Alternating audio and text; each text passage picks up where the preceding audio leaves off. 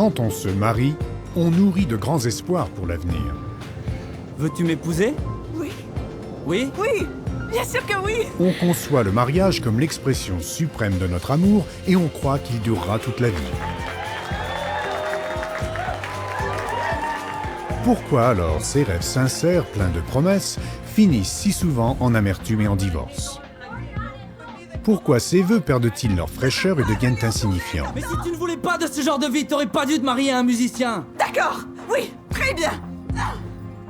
Comment mettre un mariage dans la bonne voie dès le début?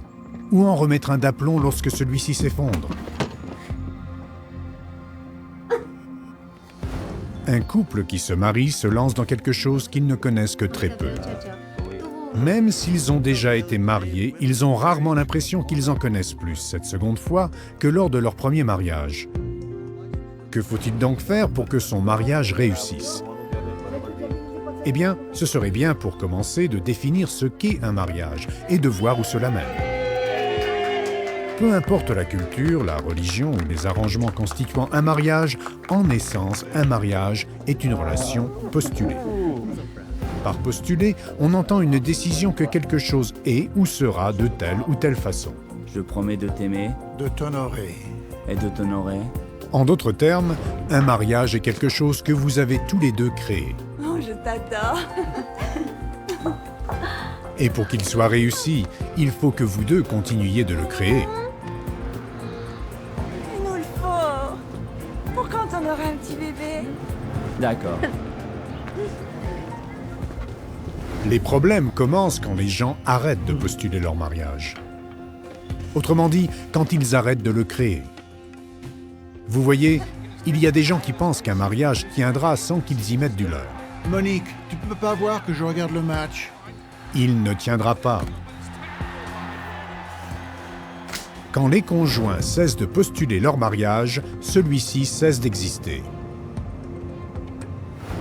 Mais qu'est-ce qui fait que les couples se séparent ou cessent d'être en bons termes l'un avec l'autre? Très bien. Si c'est ce que tu veux. Eh bien, en scientologie, il a été découvert qu'il y a une raison fondamentale derrière les relations brisées et les divorces.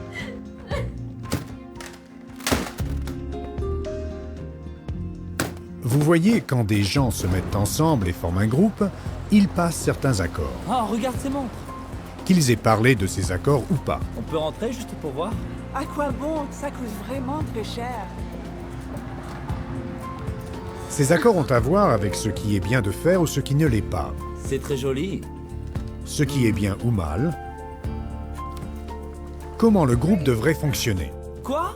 400 $ mardi! On roule pas sur l'or, tu comprends pas? Oh, c'est juste une fois. Juste une fois, regarde ça! Ça m'a pas l'air d'être juste une fois!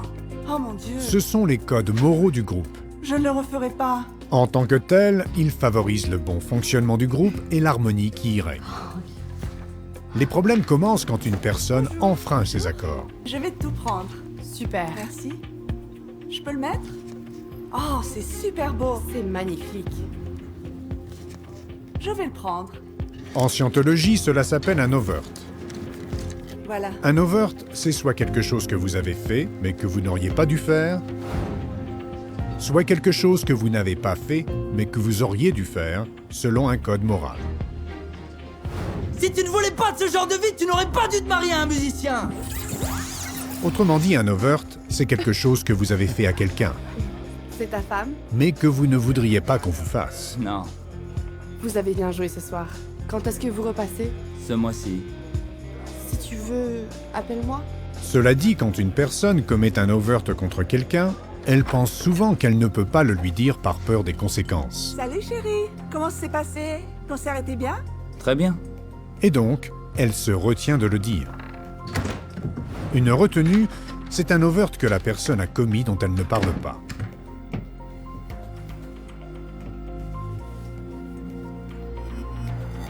Mais en retenant l'overt, on se retrouve dans une certaine mesure hors communication avec les personnes auxquelles on a nui. C'est ce mécanisme qui fait que les couples s'éloignent l'un de l'autre. Salut chérie. Je suis en retard pour la répète. C'est la source des divorces. Vous voyez, quand une personne a accumulé assez d'overt et de retenue contre son conjoint, elle veut se retenir de lui faire davantage de mal. Et donc, elle part. Avant, si deux conjoints s'éloignaient l'un de l'autre, il n'y avait que très peu de choses qu'ils pouvaient faire pour réparer les dégâts et rétablir leur relation. Mais peu importe à quel point un mariage est proche de la rupture, il peut être raccommodé. La scientologie propose plusieurs outils qui vous permettront de le réparer. Des outils qui permettent de soulager quelqu'un de ses overt et retenues passées, de rétablir la communication avec son conjoint ou de soulager le traumatisme qu'occasionne un conflit avec votre conjoint. Il y en a même qui peuvent vous aider à choisir la bonne personne dès le départ. Les mariages peuvent retrouver leur éclat. En communiquant correctement et avec honnêteté, un mari et une femme peuvent continuer de créer une relation heureuse dans laquelle ils pourront s'épanouir. Si chacun d'eux travaille à honorer les accords de leurs codes moraux et à maintenir une communication libre et ouverte entre eux, le lien qui les unit dans leur mariage deviendra de plus en plus fort. L'amour, c'est réel.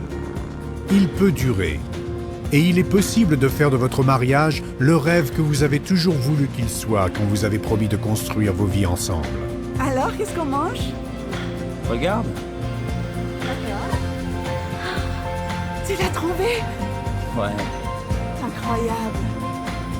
Car ces outils constituent la clé d'un mariage heureux et stable.